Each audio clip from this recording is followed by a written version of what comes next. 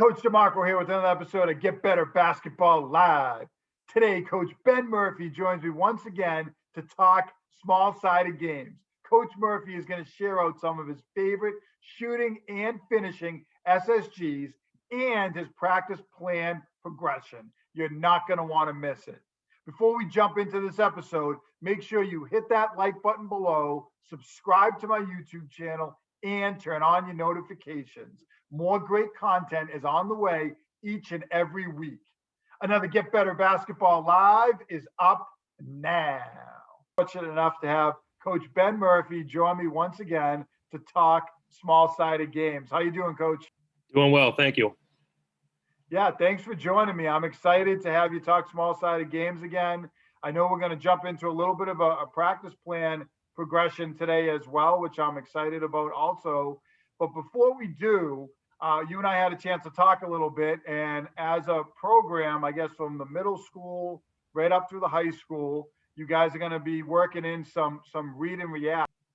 So, Coach, could you take me through what a typical practice plan is going to look like for your team now, and maybe some of the things that you've either taken out or some of the adjustments that you've made?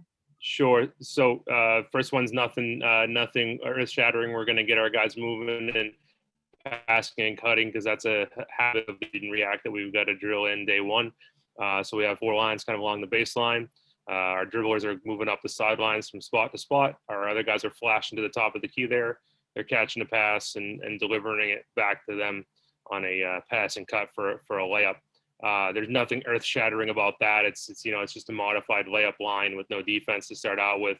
But considering the fact that we coach young guys that oftentimes will pass and stand, we got to get that habit drilled out of them. So that's step one. Here's how we kind of turn it into a little bit of a small-sided game. Is we put a defender basically at the elbow. He's popped out here in this particular one, but he would start at the elbow. Facing the top of the key, right? So his back is to 4. So everybody kind of goes on the dribble, and 4's got the choice of, or X4 rather, has the choice of stepping out here and denying, which would trigger a back cut. Or he could just kind of contain and let the pass get caught, but then kind of just try to disrupt the pass back. So it makes it a little more random. We don't exactly know what's going to happen because 4 might get the pass back for a layup. 1 might get the pass for a layup depending on how X4 decides to play it. So that makes them kind of think a little bit. So as soon as they're warm and ready and they've made a few layups and they've remembered to cut hard every time and get a layup, then we're going to load this in there with a little bit of defense and a little bit of thinking. Nothing that's going to overload them, nothing that's going to confuse them too much on day one, but just to get them in the habit of, when that guy steps over that 3-point line, we want to make that automatic backdoor cut and try to get a layup out of it. And then our goal here with X4 is that they can play it however they want. If they want to jump it, they can jump it. If they want to stay, they can stay. There's value in each.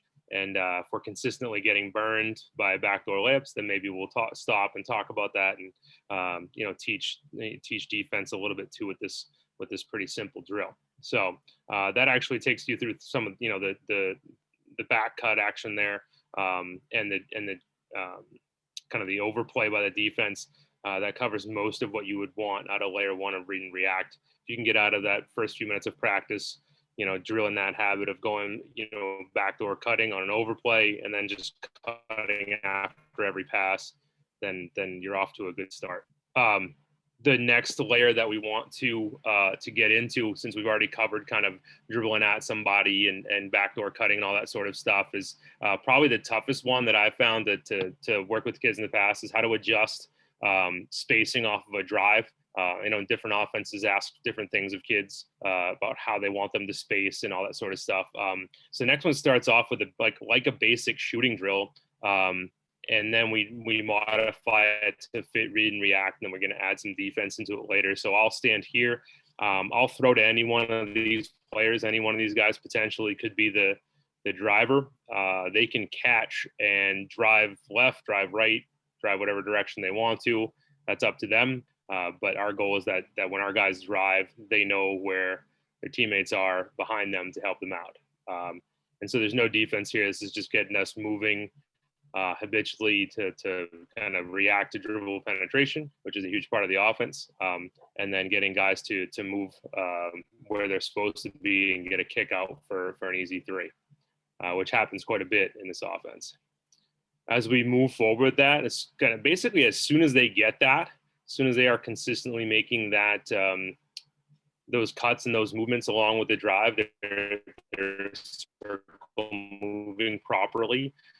Then we're going to load in some defense. And so the first way we start it is, you see here, I've been replaced by a defender. And so he'll just kind of throw an underhand pass again to whoever he wants. In this case, he threw to 4. He's going to close out. He has the option to close out either way, right? And so we're not going to worry too much about what our philosophy is here defensively. We just want him to kind of randomize it. You can either close out and force a baseline, force a middle, whatever, right? But whoever catches the ball is going to make an immediate decision to drive. And then again, everybody's reacting off of that. So the load here is he's got to read the defender. What angle are they coming at me from? And what's my best angle to kind of attack the basket? Because there's no option not to attack the basket. And then same thing there, he would drive and then hit one of his buddies who had circle moved accordingly.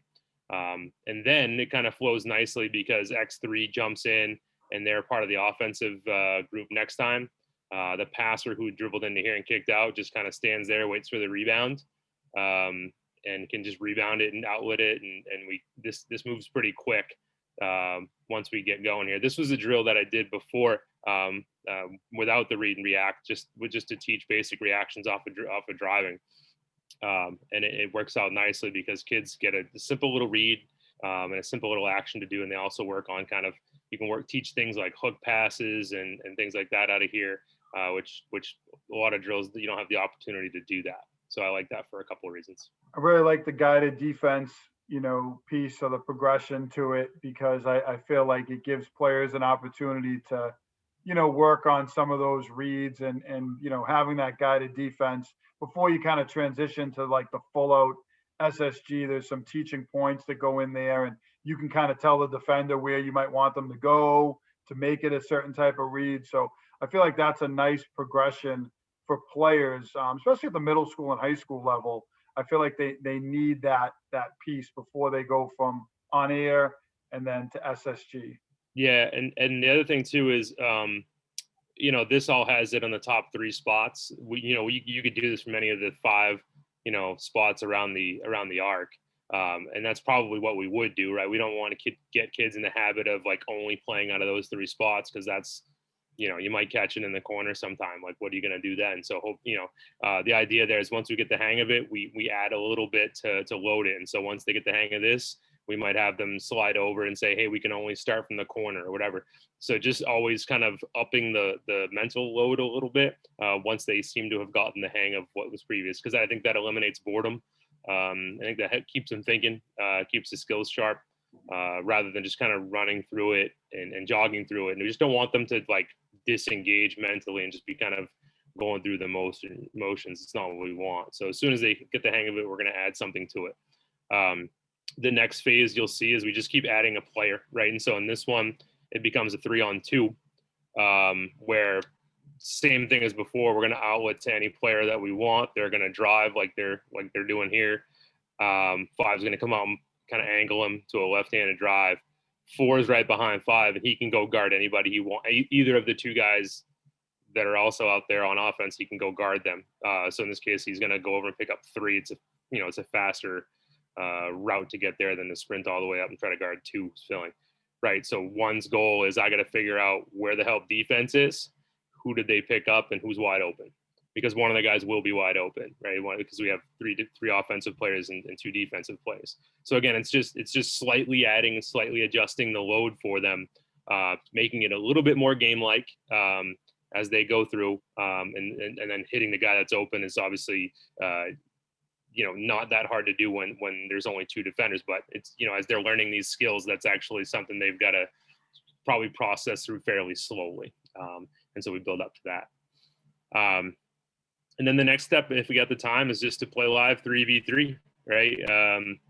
Anybody can toss it in and close out to whoever they want, and we're playing live out of there. We might add more restrictions, more things like, like we were saying before, as soon as they get the hang of, doing it from these three positions, we'll say, hey, you can't start in the same position twice, or we can't have anybody at the top of the key. We want to fill like corner, wing, or just something like that, just to make it weird, make it difficult, make it slightly different, so that if it occurs in the game, or if it's just kind of, because the game is random, you never know exactly where you're going to be. And so kind of putting them in different positions to play would help out. And so you just gradually build from a shooting drill to one defender, two defenders, three defenders, and then you're playing live 3v3 for a little bit, for a few stops. Yeah, I really like the progression, from shooting drill all the way up to the 3v3, and really the emphasis on decision making. Is that something that, with your players, with your team, is it specific to the read and react, or is this something you've done in the past and you've just kind of morphed it into what would work with the new offense that you guys are going to be running? More so the second. I think I've tried to teach decision making in whatever we do. I think there's a lot of times that's the kind of the superpower that gets lost. Your coaches play like, oh man, you need a high basketball IQ, and our kids don't have that. And I think that's been one of my things about, I want to get their IQ as high as any other skill that we can, right? Knowing how to dribble and knowing why to dribble are two different things. And so I think they got to know, why are we attacking over the middle in this case rather than baseline? And why am I making this pitch out pass rather than this pitch out pass, right? So knowing the whys and kind of understanding that and going through those decisions with them is helpful. And they only get that through reps. But yeah, long story short, I think that there's decisions to make in this offense. Not everything is automated. When a guy dribbles, there are some automatics. Everybody else has to move this way. There's no option for them to circle back behind them, like dribble drive or something like that. They've got to go this way, but that makes it predictable. As a driver, you've got to know my guys are going to be here and they're going to be here, and I've just got to make a decision about who's most open. If I don't have my own shot, who's most open to kick it out to, and how do we get this, offense continuing to keep the ball moving. Just looking at this, I know obviously your point of emphasis is the decision making, and in particular drive and then kick, knowing that, there's going to be probably some help or clusters in there, and, you're going to read and make that kick. Do you progress to, or do you allow players to at some point, finish at the rim, say the help doesn't get inside? Yeah. So I probably should have said that before. This is pretty much live 3v3 right here. Just the starting of it is just making sure that the guys are taking what they've done in the shooting drill all the way up through this and still doing it, still having that circle movement, because that's ultimately what it is. We're seeing what these guys are doing just as much as we're seeing what this guy's doing, right? So yeah, it's just that build up. We're making sure that the movement is consistent no matter what. But yeah, if a guy catches baseline and it's they're flying by him on a closeout and he feels like he can drive and score, then just drive and score. We want to, at this point, it's basically game-like, and it's not necessarily you got to decide that based on how the closeout's coming at you. And if you can get good at that, you can become a much better player pretty quickly. Mm-hmm. Absolutely. So what are some of the other SSGs that you're doing, or some of the other practice drills that you're going to be doing specific to this year? So the next way that we want to move the ball in the read and react is through a dribble handoff. Is if you bought those. So we're just kind of thinking about ways that the ball moves within the offense and teaching as many of those as possible. And so one of the ways is through a dribble handoff, and there's a specific way that that we need to dribble that's readable to our teammates. And it's basically, if you can picture it, it's Magic Johnson kind of turning your back to the defender and backing them in, and then sliding rather than dribbling at them. So that little cue of kind of turning your back and your butt to the defender and sliding at them kind of signals like, hey, this handoff's for you, come and get it. And so we play a very simple 2v2 here out of it, where we start 1v2, and we just do a slide dribble into a handoff, and these guys are playing 1v1 with a little bit of interference from the guy dribbling at him. And the trick of, there's kind of two constraints. We can't move into the blue here. That's off limits. So at most you might be able to hit a reverse layup or something like that. And then you have 4 seconds to score. So once you get that handoff, it's a pretty quick count. And so we can't be, dribble, dribble, dribble. We've got to turn the corner, look to score, and get a shot up relatively quickly. So the time and the space constraint forces guys to try to, turn that corner pretty hard, because if they don't, if they jog into the handoff, or if they don't, if they just don't do it very aggressively, it's awfully difficult to score in 4 seconds if you lose the advantage of speed and catching the ball on the move. And you could build this out, like all these drills are 1v1, 2. You could build this out to 5v5 if you wanted to. But this is like a day one drill where it's like, hey, this is the dribble that we need to get if we want to get a dribble handoff. And then here's how we want to score out of that, or here's what we're looking to do out of that, which is, we want to attack the rim and score pretty quickly.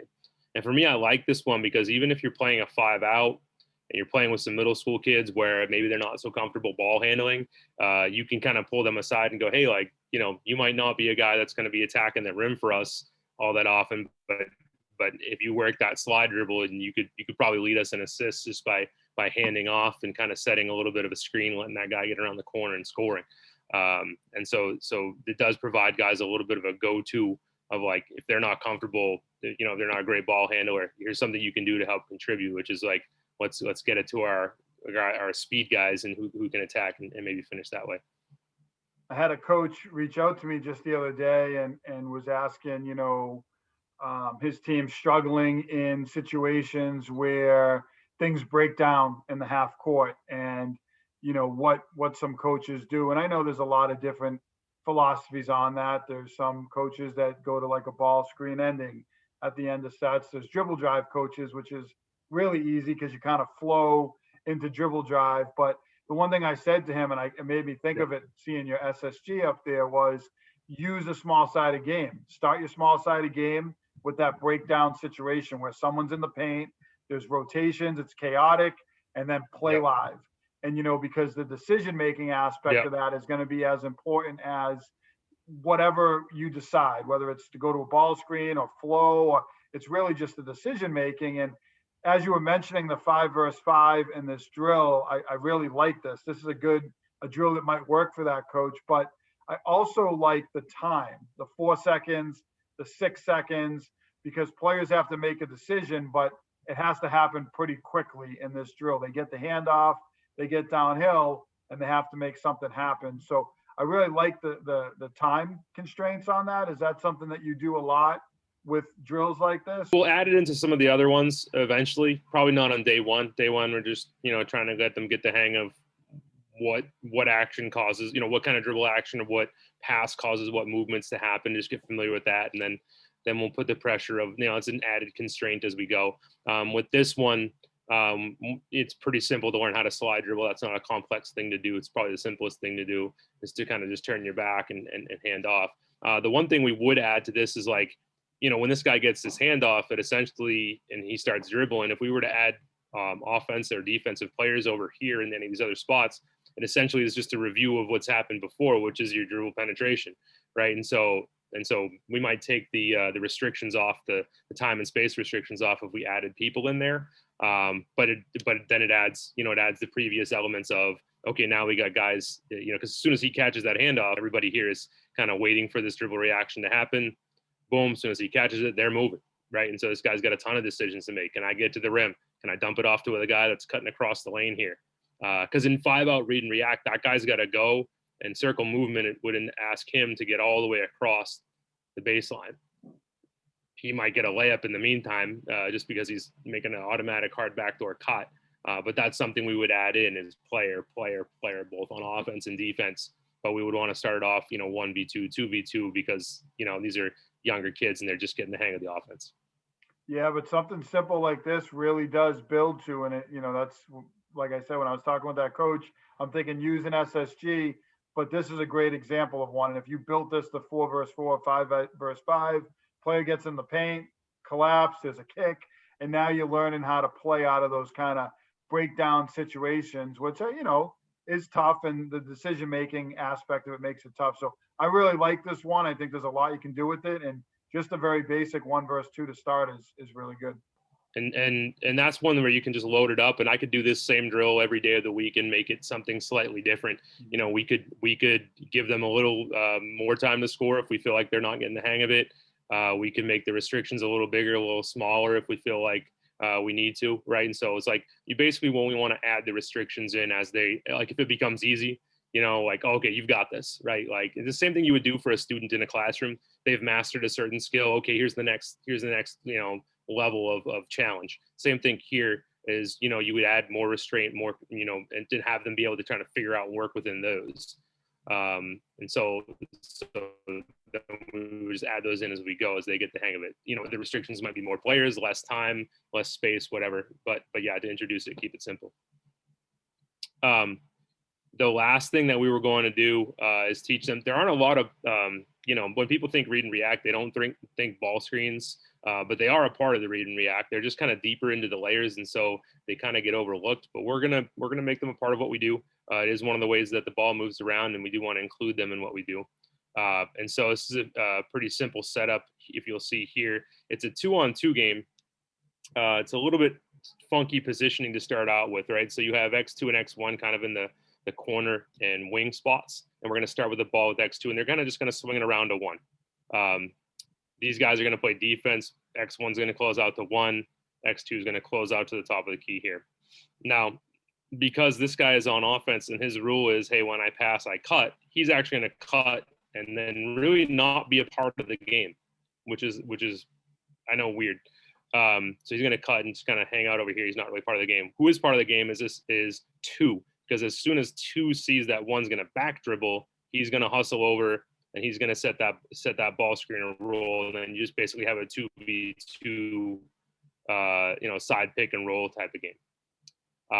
And so so again, it does train that habit of always cutting after you pass, and then also ball screening on the back dribble. So all 1's got to do really to signal the 2 that he needs a little help with the ball screen is just to kind of open his shoulders to him a little bit and slide dribble backwards, which at first when I saw it, when I saw kind of how read and react and ball screens work together, I was like, I didn't really love that. But when you look at kind of some of the better players, in the NBA or in college that use that, they're always kind of slowing down to set up that ball screen and not rush through it. And I think it does force you to do that, which is nice. So as long as 2 can read that fact, he's got to sprint all the way over, set a nice ball screen, and see if we can get a score out of it. And then the guy who passed and cut earlier would just flow into the next rep. I think it's a really nice way to teach ball screens too. I feel like people tend to go to a 3 versus 3 or 4 versus 4 format because they worry about reading the help. But the first read in the ball screen is the most important one. If you don't get past that first level, then you're not going to get into the second and then really the third tier, which is when you get in the paint. So this first tier is really important, and this is a great way to teach players, to make that first read. What's the defender doing? Are they hedging? Are they flat hedging? Like what's that going to look like? So do you mix up the different coverages? I know like middle school to high school, you're going to see different coverages. So when we first started doing it, I'm going to give the defenders a little bit of freedom to kind of just play it how they want to play it. And then we're going to start to guide them a little bit more. If we're getting beat a certain way, really we'll kind of adjust off of that. At the middle school level, like I'm not going to spend a ton of time like teaching kids how to ice ball screens. Like I don't know if that's necessarily something I want to spend a lot of time on that level. And we're just focusing on offensive development. But we could talk about, switching or going over the screen, going under the screen, and like why you might want to do that. So really would only stop to adjust that if we got burned on the same type of thing a couple of times. If they're going under the screen and then we're shooting over them and they're getting burned that way, then we might stop and look at it. But this is another one you could easily build out to, like you're saying, with 3 or 4 guys, and then you really get into the flow of a game, with ball screens as the setup of it. But yeah, you could teach your defensive coverage, your defensive communications. You could teach your kids about screening angles. And kind of the reads off of that. And then you could teach some of your ball handlers about kind of decisions that they've got to make, right? One of the things that I teach guys that I remember when I was coaching varsity, I spoke to one of my point guards, and I don't know what it is, but he would drive and he would, and I don't know why he did it. I asked him about it afterwards. I said, when you drive, you sometimes pass to the roller, but you're never looking at him. And he's like, what do you mean? I said, you're always looking to the rim. And he's like, yeah, because I want to score. And I said, try this next time. And what we worked on was we're going to stare at the roller because that'll hold the defense guarding the roller. And then I said, you're actually going to score more by looking like you're going to pass. Mm-hmm. And so that's kind of one of the teaching points that we're going to teach these guys is like, when you turn the corner, stare at the roller, right? Because your eyeballs are going to tell the defense where to go, and they're going to fade over to them, and you're going to open up. And if they don't look, then he's got to lay up either way. But too often, guys turn that corner only looking for themselves, especially younger players. What they don't realize is they can move the defense with their eyes very simply, and then that makes the decision actually easier for them. Mm-hmm. Yeah, good teaching point, and I'm sure there's a lot of them that, like you said, you can make this as advanced or as basic as you want, and that's a good one. So here's how we would modify it, Coach. So again, once they get the hang of it, we're going to keep the 2v2, but here's how we're going to do it. We're going to give this player at the top of the key the option to, instead of passing and cutting through, to slide dribble and make it into a handoff game rather than a ball screen. Mild difference, small difference, but still one that changes which players are involved. So it's a little confusing for the defense. It just kind of changes how you might play things and how guys attack out of here. So 3's got that option of, hey, if I feel like my best option is to dribble handoff to the guy and get him attacking over the middle, I'm going to do that. Or I might pass, cut, get out of the play, and let 2 come across and ball screen like the last frame was just showing. So just adding that little decision in there of like, hey, there are other ways to solve this. There are other solutions to attack this. Just changes things up a little bit to keep them thinking. Because I just don't want guys to go through drills going, okay, we're going to set a ball screen, I'm going to roll, might get I just don't want them to be bored, right? And so as soon as they kind of got the hang of it, we're going to add something and just kind of keep their brains going, because they aren't going to be able to kind of just close out the same way or close out the same way to the guy on the wing. They're going to have to think like, oh, I might see something different here. How do I react to that? How do I solve that problem defensively? So hopefully that ups the challenge a little bit once they get into it. Yeah, I mean, these have been great. So far we have, your drive and kick situations, your slide dribble, your screen and roll. And now what else do you guys typically do? So I made a comment last year that we were going to play some 3v3, some live 3v3 at the end of every practice. And I said that at the end of last year, and I'd almost forgotten about it until I started putting together practices for this year. And now I'm like, all right, we got to actually follow through with that. And so I've been watching a lot of FIBA 3v3, which I think is an amazing game. And if people haven't spent a lot of time watching that, they probably should. It's pretty crazy. So we're going to play some 3v3, 1s and 2s. We're going to play 10 minutes running time, just like FIBA does. We're going to play to 15 points. They play to 21. We're going to play to 15. I'm going to have guys call their own fouls. I don't know how that's going to work yet. And they're going to settle their disputes with me if they have them. But all of our solutions and how we play, it's all going to be read and react based. And so we're really looking for their teammates to be doing the things that we've drilled up into this point. But I made a promise that I'm going to play 3v3 every single day, and this is how we're going to do it. We're going to use what we've learned and build up to at that point. And we're going to take the last 15, 20 minutes of every day and play some 3v3. The cool thing about FIBA, if people haven't watched it, is that the ball is live pretty much all the time, unless it's kind of a foul or out of bounds. But on a made shot or a missed shot, there's no difference, right? So if I drive and score, you're on the opposite team, you haul that thing right out of the rim, you outlet it to your buddy, and we're playing. There's no reset, there's no check. The only time there's a kind of check-in is on a foul or on an out of bounds call. But everything otherwise than that, the clock is running, the ball is moving. It's pretty fast-paced way to play. So it's a really fun way to play too. And so I think kids are going to enjoy it. But we're going to build into that, and the kids are going to know, like, hey, at the end of the day here, we're going to play some 3-on-3, and we're going to use all the stuff that we were learning to and we're going to try to put that stuff into action. And so we immediately get kids playing live games. And the second thing I'm going to do is I'm basically going to stand and watch these games. I'm not going to do any sort of stopping to coach and teach. I think all that stuff happens before. And I'm going to have to bite my tongue. I really am. I think that's going to be hard for me to do. But I'm going to bite my tongue. I'm just going to let them play, and we're going to let them figure it out. If they have questions, they can ask them. But that's just how we're going to end every single day, is with some live 3v3 FIBA style that I hope the kids are going to get used to and get to like, because I think it's a fun way to play the game. That is a lot of fun. And I think, taking the drills and SSGs that you shared, and then now they able to put that into action in this 3v3. And when they're doing this, will they be able to do the slide dribble and the handoff, pass and cut? Nope, everything's available to them. So in this, to me, I don't want to overcoach this at all. I want this to be them playing basically slightly formatted pickup ball. The rules, the scoring rules and that type of thing are what I was just mentioning. But yeah, all the reactions, all the dribbles they make are all read and react based. And so they are playing a live game with a few different rules.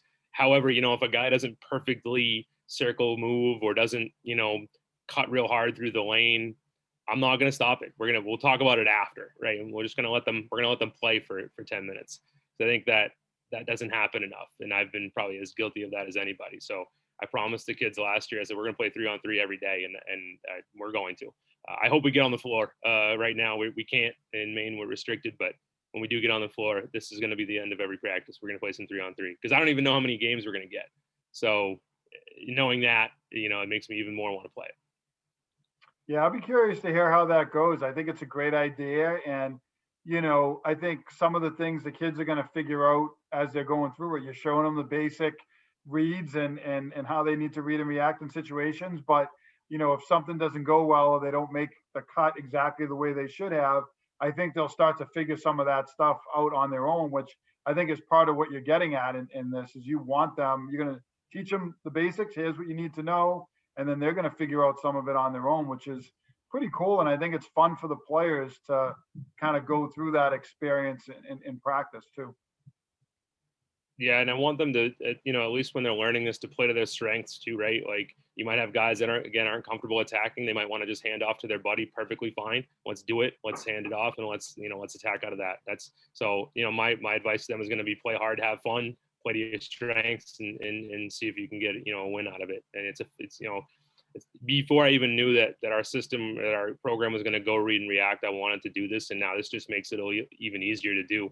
It's like, okay, I know that the type of game I want to play. I want to get guys touches, and 3-on-3 kind of guarantees more touches than 5-on-5 for all players.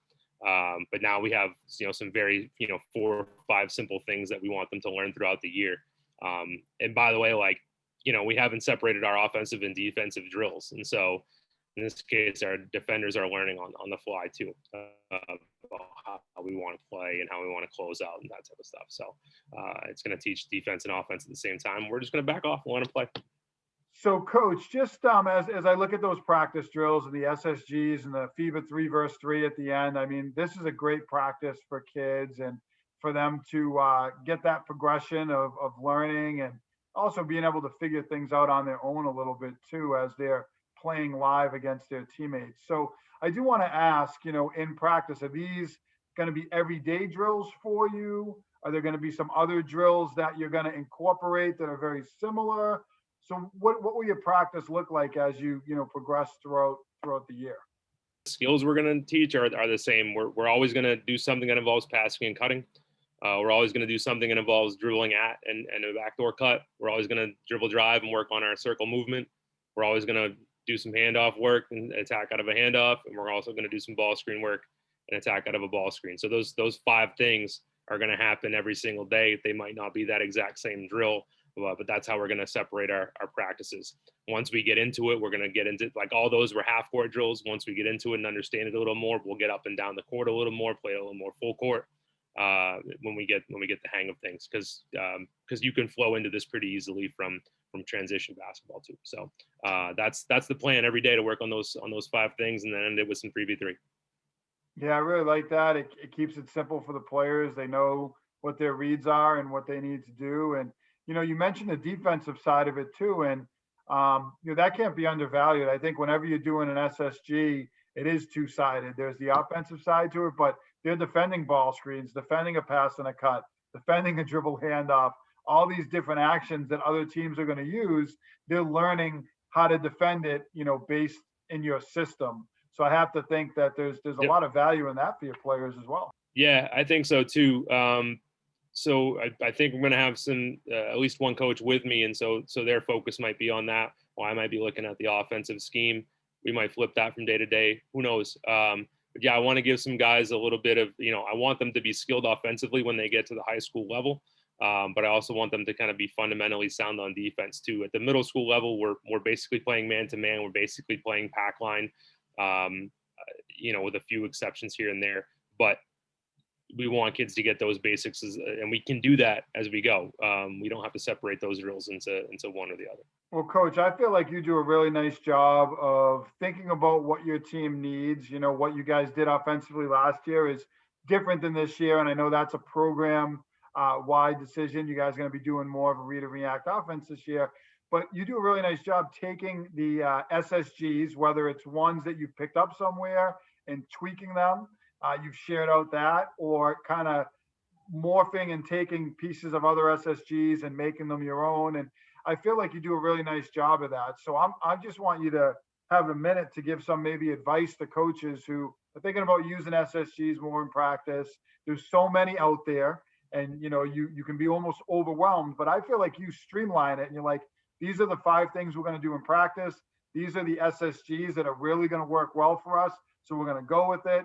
And you kind of took us through it. You made it sound really simple, but I think there's a lot of planning that goes into that too. And you do a really good job of that. So what advice do you have for coaches that want to use more SSGs, regardless of what they're running on offense or defense, but to help them really focus in on the ones that will work for their team? 2 things. I think you want to figure out what actions you like the most as a coach. Like, how do you want to score? There's really nothing off the ball. I personally, I love to teach kids how to read, pin down screens and things like that. I love that type of stuff. That's not there. It's not in read and react. And so I'm just not going to bother with it. Right. So if it doesn't happen in your normal offense, forget it. Right. Leave it out. Teach what happens the most often. Get good at those things. Get great at those things that happen the most often in your offense. I'm not going to worry about wide pin downs, because there aren't that many wide pin downs, right? Like, they don't happen a lot. So I'm not going to worry about that. Even if I love to teach them, it doesn't make any sense. So unless it's happening in your offense consistently, throw that drill out, throw that SSG out, and don't use it, or find a way to modify it to make it work for whatever it is that you're doing. And the second thing I would say is, like, start it super simple. And this is one thing I've been really bad at. And as I'm learning to teach SSGs and learning how kids learn and learning how players learn, I'm constantly trying to do it like a little bit better. Is to start it so very simple, so that they get the hang of it. And then as soon as they get the hang of it, you just kind of make it a little bit trickier to succeed, because that's what the game's going to give them. And I think that builds confidence too. You want them to score. You want them to see the ball going in the hole. And as soon as that happens, you go, all right, now we can only do it. Now we can do it in 4 seconds or less, or now we only have this amount of space, or now we have this extra defender. Add those little things in there that makes it more and more difficult. It's very similar to, like, kids love video games. It's very similar to that, where the first level is easy, the next level is a little bit harder, and kids like to get better. They like to kind of do the more difficult thing and have some success with that. But you can't throw them right into the 3-on-3 or the 4-on-4 or whatever it is and expect them to survive, especially when they're middle school kids like mine, who are, a lot of them are just kind of new to the game or just don't have a lot of experience. I think that's a great way to look at it. And I really like the video game analogy too, because I feel like you have that first level and then you get past that, and the challenge increases as you move along. And I like the time constraints that you add in the extra defenders. So you did kind of take us through that progression. So I think that's great for coaches out there. Well, I appreciate you sharing these SSGs. I'm interested down the road to talk about the FIBA 3v3 and how that works for your team in practice. So hopefully you can join us again down the road and talk about that a little bit too. Sure. If we get on the court, we're definitely going to play that. I'll get some video of it, hopefully, and we can talk about it next time. That sounds awesome. Well, thanks again. You're welcome. Thanks, Coach.